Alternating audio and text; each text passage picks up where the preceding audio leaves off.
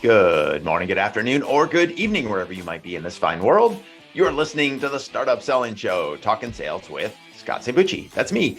Today's episode is a guest episode, and today's guest is Toph, Christopher Toph Day. Christopher, or Toph as he likes to be called, is the CEO of Elevate Ventures. He's an active investor, and he's been ranked the number one most active seed stage investor in the Great Lakes region and number 24th most active investor in the United States. In addition to being the CEO of Elevate Ventures, Toph is also the visionary behind the Rally Innovation event coming up later in late summer, late August 2023. So for those two reasons, I wanted to have Toph on the show. So throughout his career, Toph has been the CEO and founder of eight different companies in 7 different verticals. And he's also the author of a best-selling book called Pillar-Based Marketing. So because he's been an entrepreneur just like you, because he's now an investor, and because he's running this huge event coming out in late August, I wanted to have Toph on the show to share his personal experience and lessons as a startup founder, as well as his perspective as an investor, and also share with you more about this Rally Innovation Conference that you absolutely positively need to check out. So throughout the course of our conversation, he shared a couple of his early lessons of what it took to get what he called true product market fit, because many times as he's seen himself, as well as an investor working with founders every single day, there's this idea of what he calls a false positive of product market fit. It's when we think we have product market fit before we actually do. And that's where we might have to continue to explore, continue to pivot, and continue to identify where we need to go in order to get true product market fit. So you absolutely want to listen to that part of the conversation as well as his lessons learned. So that's it for now. Make sure you check out this conference Rally Innovation, that you'll see a link to it in the show notes. It's rallyinnovation.com. And let's head over to my conversation with Toph. Hey, Toph, welcome to the program. Thank you, Scott. Excited to be here.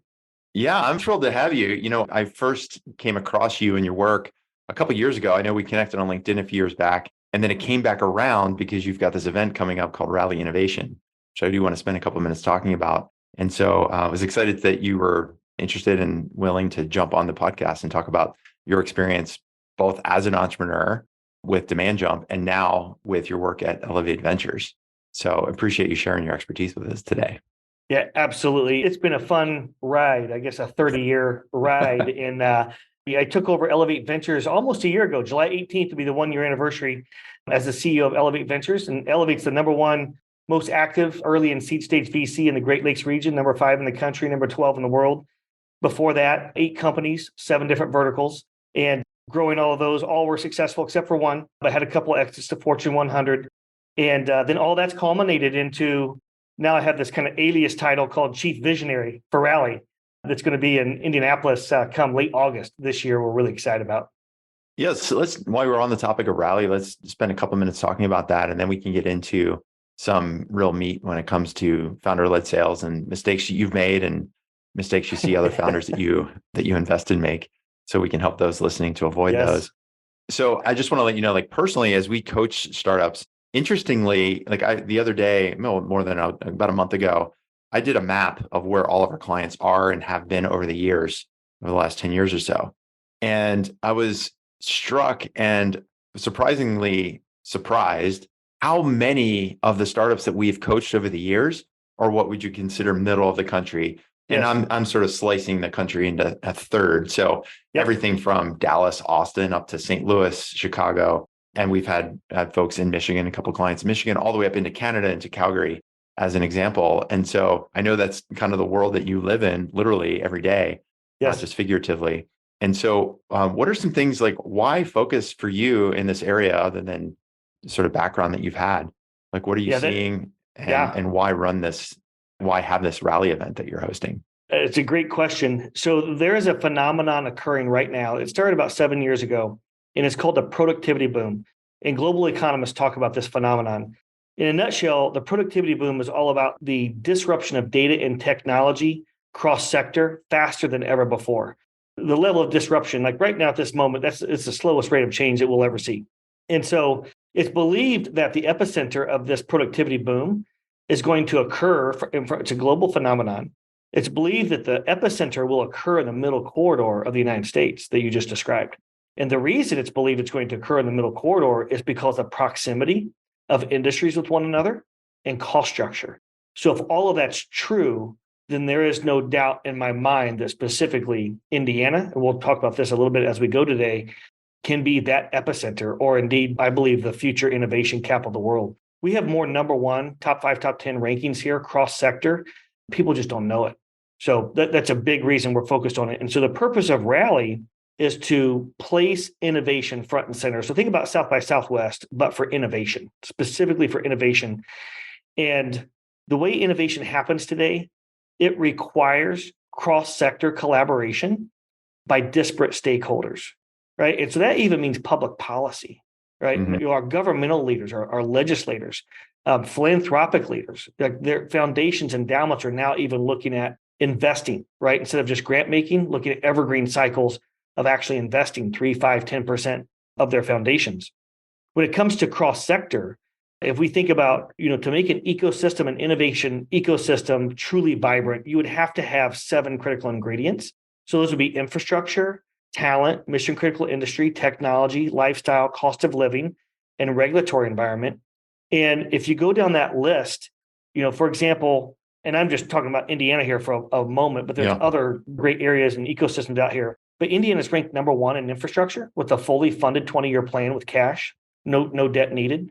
When you think about talent, we produce the second highest number of undergraduate degrees, engineering degrees, regionally in the entire country, only behind the Research Triangle. So universities like Rose-Hulman, Purdue, IU has the largest medical school in the country.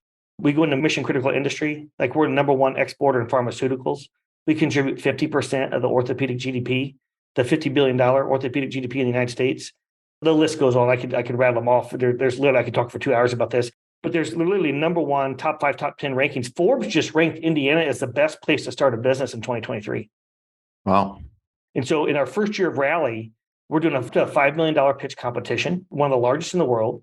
We've received almost 450 pitch applications from 36 countries.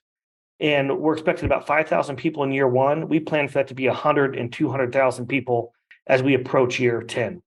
And so really bringing together, we're going to focus on year 1, software, hard tech, ag and food, healthcare, sports tech. So those 5 sectors. We'll have a 6th one that's entrepreneurship. That's for the things we can't get to. But for example, I'm getting outreach from major players throughout the country for the film industry, oddly enough.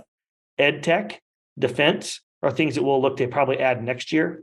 But bringing these cross-sector companies and thought leaders together in one place at one time for creative collisions, that is how magic happens. And by the way, we just announced Magic Johnson today as one of our major global icons. I saw that on the website, and I didn't know you just announced him today. I happened to be on the site prepping for our conversation. I've seen him speak live, actually, at a mortgage event years and years ago. That's awesome. He's very good. He's very, very good. So that's a big score for you, no pun intended, to get Magic Johnson. So listeners out there, check out rallyinnovation.com, and there's all kinds of ways to get involved, investor one-on-one meetups, and much, much more. But that's a little bit about Rally and why. Yeah, and I also love the time that you're doing it. So the dates are August 29th through the 31st, which it sort of gets you out of the escapes from all of the other conferences that happen sort of post Labor Day in September and October. Yes. But it's also late enough in the summer where most schools are going to be back in session. People are going to be starting to travel again. Like I know, like sort of mid-August is where people kind of come out of that summertime slump. Yeah. And so like, even for me, I've considered and still considering coming out just as a way for me from almost like a mindset standpoint to kind of jumpstart out of the summer and get some momentum going into the rest of the fall. Because I've always found the immersiveness. I didn't realize how much I missed in person until I started going back to conferences last year. And it's just the magic of being around other people is really what I need in a lot of ways to for that creative energy. Because you called it creative collisions was the phrase that you used. Yes. And so it's like that for me when I start seeing all of these different startups. I just came from an event called Plug and Play Summit. Yes. And spending 2 days there and just watching these founders and listening to the investors and seeing everything that's happening. It just gives me so much enthusiasm. I get so much productivity done in those 2 days filling up the calendar with Nick's conversations and thinking about where we can take our business, what other businesses are doing. So I really feel like the timing is excellent. I hope you see the registration flow come through because of that. Yeah, so far we have visibility at well over 2,000. Our goal this year is 5,000. And some people think I set that goal a little too high. I might have, I don't know, we'll find out. But I was just at a conference in Calgary, actually, and they had 1,800 registrations in the last 2 weeks. So I think we're definitely going to hit in that 3,500, 4,000 range. But I do believe with the momentum we're seeing that we might hit that 5,000 goal. So we're super excited. Yeah. And for context, I mean, the Plug and Play Summit is about 2,000 people. I know SaaStr, which is a big event, I think they have 6,000, 7,000. So, yeah, even 2,000 is that's a big event. Getting closer to 5 makes it very big. So, well, let's talk more about kind of the business side of what you're doing and talk about the kinds of startups that are pitching and the startups that you've invested in, as well as your experience at Demand Jump, because obviously most of the listeners here are startup founders, often doing founder. We sometimes joke it's like founder everything sales before you even get to founder led sales. And so the CEO means chief everything officer, right? Right. Janitor and everything, right? Yeah, exactly. And so I know from being on the Elevate website, I mean, you talk about this creative collision in all these different industries. Like you've invested in energy companies, bioscience companies, pharma companies, robotics, ed tech, SaaS.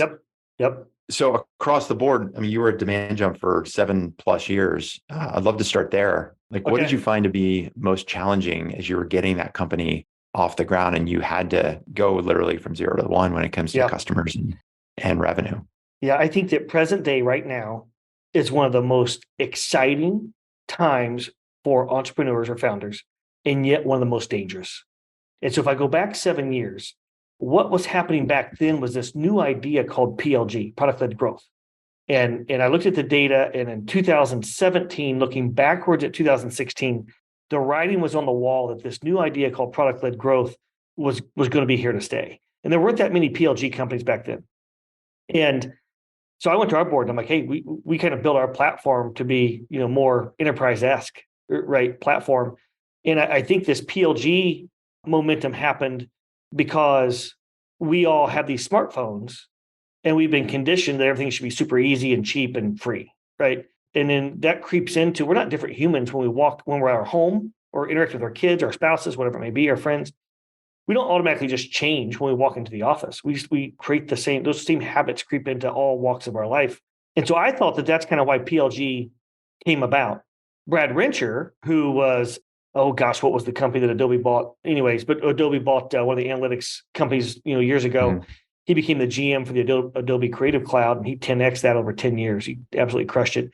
But he was in town once, and he thought PLG came about because all of these large companies, SAPs and Oracles, et cetera, they've done so many acquisitions over the years, so many bolt-ons. They're so entrenched throughout these enterprise organizations that even if you come up with the greatest next enterprise platform, you're just not going to walk in the door and rip that out. It's just not going to happen. And so the only way to eat an elephant is one bite at a time. And so his thought was that's why PLG came about. So that's what we were dealing with 7 years ago, was looking at this transition for how software is built and how software is sold was changing rapidly.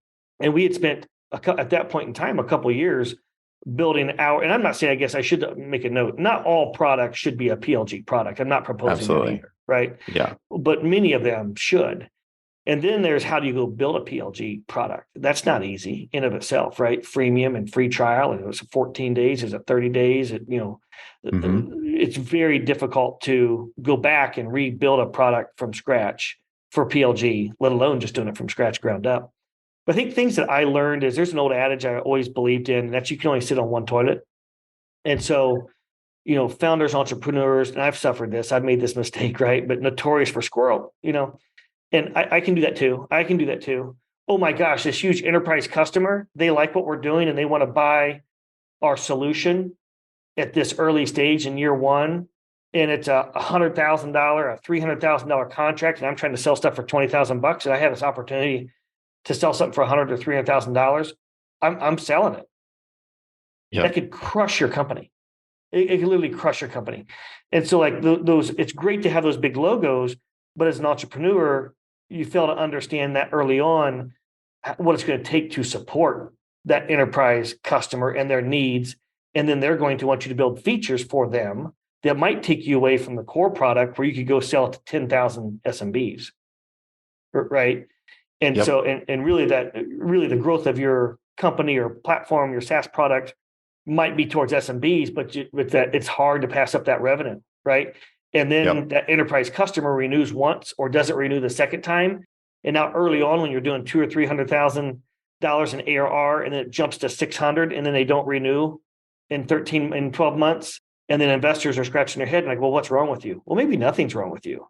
And it's the resultant of not going narrow and deep and staying true to your ICP, right? The ideal customer profile, and going narrow and deep and getting whatever that motion is, making it so repetitive that your entire team can do it in their sleep. There's an analogy, not an analogy, but a story I heard Damon John say once.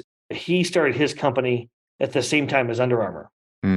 And he said, now look at both companies today. Now, I would argue that Damon John is extremely successful as well, right? But he doesn't feel that way because he looks at Under Armour. He's like, well, they started their company at the same time and look who's bigger. Under Armour focused for years on one thing, and that was a dry fit t-shirt. And so anyways, I'll pause there for a moment. I can go on to other types of things that we experienced then, but those are some high level thoughts. All right, we are off and running in my conversation with Toph Day. So as you're starting to hear already, Toph has a ton of experience as a founder, and we're going to talk more about his experience as an investor as we go along. And because he's been an 8-time founder, he has lots of experience when it comes to building out a sales process to get towards product market fit. Well, those are exactly the kind of things that we do each and every day here at Sales Qualia with B2B tech founders just like you. So in our startup selling coaching program, what we do each day, we work with our founder clients and we help them diagnose their current sales process relative where it needs to be in order to get big jumps in their growth journey, going from under $1 million to $1 million in annual recurring revenue. And then how do you go from 1 to 3 million, 3 million to 10 million, 10 million to 30 million?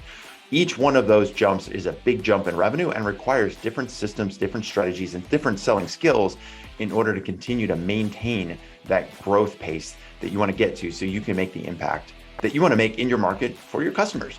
And so as we do that diagnostic, then we teach and we help our clients implement those selling systems that they need. Everything from lead qualification to customer discovery and qualification, how to run your product demos effectively, how to think about pricing and overcoming technical objections, how to set up a paid pilot program, building out a customer success strategy that works, and also starting to think through what does it take to build that sales organization, the sales team around you that's really going to help you get from founder-led to founder-less selling.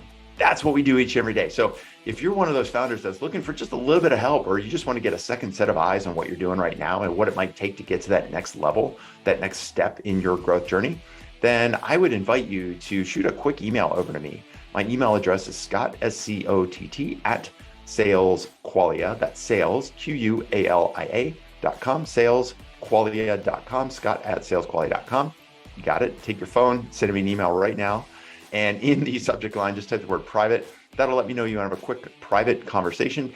And in that 20-minute chat, what we'll do is ask you some questions about where you are with your sales process, where you feel like you've got some gaps, where are those challenges or those roadblocks that you're hitting. And then we can work on a couple of ideas right away for your company, for your sales process. And then if it makes sense to have a longer conversation to talk about what it would look like to work together, we can always do that. But this first call is completely pro bono. I want to help you. If you're the kind of person that wants to get the help in order to grow and scale, to know that you can't do it on your own, that it makes sense to have somebody who's an expert like me take a look at what you're doing to give you some advice, then let's do it. So shoot me an email, Scott at salesqualia.com, type the word private into the subject line, and my assistant will help us get a time on the calendar. Okay, that's it for now. Let's head back to my conversation with Toph. Yeah, so I mean, there's a lot there to dig into. I think just going back to that 2017 timing, I think there's also a lot of stories that were coming out. You look at companies like Slack. That was really when Slack was at its heyday before the acquisition, before they sold. You got companies like Atlassian with Trello and Asana and those sorts of companies, all PLG, Motion, Intercom was another example of that. So you started to see, these companies that were maybe founded 5-10 years even before 2017 that were becoming these large SaaS companies, and everyone was looking at those going like, oh, wait, Slack doesn't sell their software. It's like, well, actually, if you go to LinkedIn, they have a ton of enterprise sales reps. But back then the perception is like, oh, it's just a PLG motion. And I think there was, and still is, too many enterprise level companies that look at that as go, oh, that means I don't have to do sales. And they sort of shy away. It's like, oh, this is a way for me to not sell, but still make an impact. And if they can't figure out my product would work for them, well, that's on them. Yeah. I think a lot of founders, because they tend to be technical in nature, they don't want to confront the challenges and the issues and the slog that it takes to get a 100K enterprise deal. I think in those PLG motions, sales is even more critical. Oh, tell me more about that. Well, because you're right. The human nature is to think, well, I'm going to build this widget and I'm going to let somebody use something for free or they can play around with it for 14 days. And so they're just going to get it or not. I've built it the way that they should use it. And so they tend to think that they don't have to hold that person's hand to guide them through the process, to understand what is their true pain point, right? Like what is the use case that they're really trying to solve for? And so they rely on, or they want to let the product do the work for them. Mm-hmm. And that doesn't happen in the enterprise sale, as you know, right? That is an entire process. There's multiple touch points. What's the average in the enterprise sale? It's 12 months plus or minus. Maybe now it's even longer, and you have 12 for sure. Or more decision makers, and yeah, right. You go through a whole there's medic, and there's all these different sales techniques and processes that various people follow. But that you have to follow a sales motion for enterprise. Yes. And people that are building PLG products often think that it's just magically going to sell itself, and they don't take the time to do those early on, right? To go narrow and deep with an ICP to figure out, if you're selling to, let's just say, selling a software to apartment communities. I'm just making something up. Well, your ICP might be apartment community owners that own between 100 and 1,000 units. It's not 250,000 unit plus people or even 50,000 unit plus people, right? And if you don't stay true to that narrow ICP initially for a number of maybe even years, right? 3 years, 5 years, and you stray away from that and just think the exact solution that people want before you have really refined it and listened to that customer base, then that's where a lot of times companies fail, because they have false positives of achieving product market fit, and then they transition from founder-led to process-led sales too fast. Investors see initial metrics that they like, they pop in a bunch of money, they go hire these fancy salespeople from the sales forces of the world who forgot what it's like to make coffee. And then, oh shit, in 12 months, nobody produced, or they produced at 10% of quota. And now you're going through a riff and you're questioning yourself and you're trying to start over, and the whole thing just falls apart. Yeah, I'm curious if you've had this, with Demand Jump, when you started in 2015, did you have some of these false starts or what you called false positives? Oh yeah, every company I've ever started, I think we had some element of false positives, right? I think it's a little bit of human nature that you start a company to solve hopefully you've started to solve pain, right? Hopefully you've not done something in search of a solution. But hopefully there's an identifiable pain that you've experienced or whomever has experienced that you're specifically going to solve, and you've got your first 1, 2, 3, 4, 5 customers. They're ready to buy some version of that thing that might be done completely manual at first. But what we first set out to solve at Demand Jump was entirely different from what Demand Jump actually does today. Can you tell me more about that? Like, what's an example of a false positive that you landed on? Yeah. So when we first started Demand Jump, one part of the solution was really targeted at the affiliate portion of marketing. Mm-hmm. And we thought that was we knew it was a big pain point, and how people leverage affiliates is very inefficient. And we had a much more efficient way to solve that. But what we found in some initial Could you real quick just describe for people what an affiliate is? Because that's a phrase, their term that gets used a lot. And I don't think a lot of people have a clear definition of what that is. So in your world, how do you describe an affiliate? So like the early days of, I never know how to pronounce it, Rakuten or Rakuten. Rakuten, the early days of them, but coupon sites, et cetera, right? How do you get your product placed in front of, how do you outmaneuver? My partner used to call it stepping on people's air hose. He was the CMO for Overstock.com in their high growth years. Yeah. Data junkie, like all over data, right? And how to leverage that. And his belief and our belief at Demand Jump when we started was the data outside your four walls is more critical than the data inside your four walls. Okay. And then we applied that whole concept to the affiliate channel of marketing. Meaning, how could you get in front of other people using other people, other Correct. companies? That's right. How could you do that more efficiently and step on the air hose step on their traffic air hose, right, and divert that traffic to you? Okay. And that's a lot of what Overstock did in their heavy growth days. They just consume data to drive decisions. And so we wanted to automate that. Years later, we're like, does this problem still exist? And we determined that it was, and it did still exist. And so we wanted to go solve that in an automated fashion. Okay. And so we had initial people who bought, which was largely a manual service at the time. Largely, we were breaking spreadsheets and all kinds of fun stuff. And so we started to automate that. But then the market really kind of turned away from this affiliate channel. It just wasn't as people were looking at other channels, right? They were more interested in, new ways to solve paid search, for example, or re-looking at content or things of that nature. And so I think it was a little bit of a false positive. That was kind of our beachhead that we were starting with. And the market really didn't care about affiliate marketing anymore. They kind of moved on. So that's one example. Okay. So you went down this path, you're getting customers, you're getting revenue, you're accomplishing what you set out to do, which is solve this channel for affiliates. And then as you did it, and you're getting into it, you realize like, oh, wait a second, there's not as much demand overall. That's right. And so then we evolved into attribution. We're like, okay, well, this attribution thing is still a major problem. We have all of this data. We have this cross-channel data. And so there is, with computational power and database structures that didn't historically exist, we're like, maybe we can actually solve this attribution thing in a different way. Attribution means what for people listening?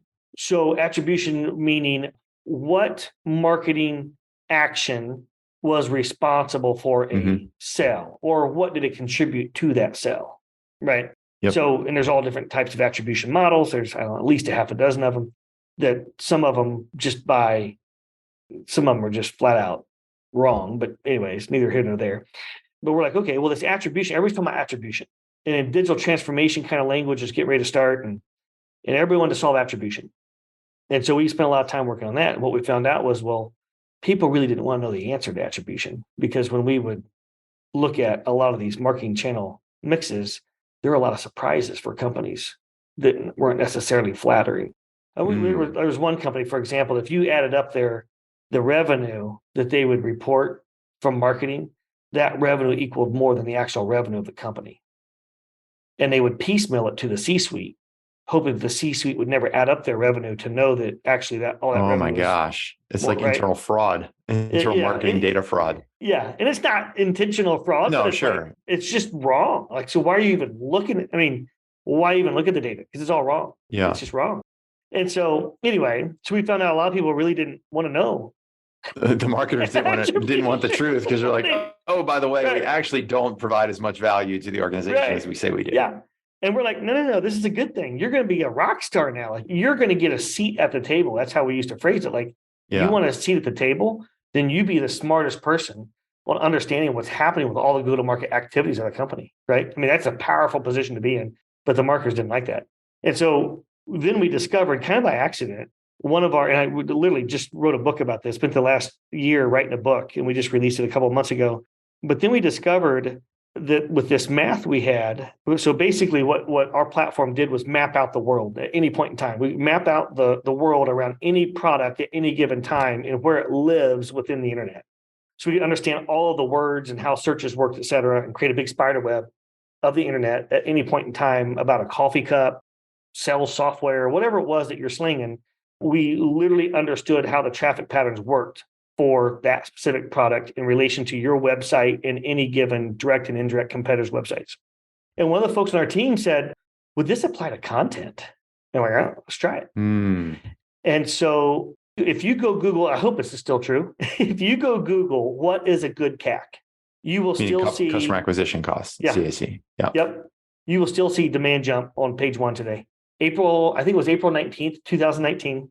You go to Google it right now. So April 19th, 2019, we posted that first test blog. It's like 350 words long, and that blog still sits on page one today. And so it's all about. There it is. Number two. First one is intercom, at least on my results. Number one is an intercom post. What is CAC? How to calculate it. Number two, demand jump, customer acquisition cost by Demand industry. jump. What's a good Yeah. CAC? So April 19th, 2019. That's literally the very first blog we ever published using that math to say, would this work for content? And so that's what Demand Jump does today. And now it's called pillar-based marketing. But anyway, I feel like I'm starting to ramble a little bit. But yeah, so that's what we discovered. And we're like, holy cow, we just discovered gold. And Demand Jump went all in on that. And so it sounds like even within the business, right? You started the business in 2015, correct? Yeah, I believe it was February 24th of 15, if I remember correctly. So now you're 4 years in, right? April 19th, 2019 is when you run this post. Yeah. And it sounds like you did two significant pivots, first from affiliates, then to attribution. Yeah. And so what did you feel like was the most important learning for you as a founder when it came to sales, to know that you were getting what you call the false positive, a product market fit?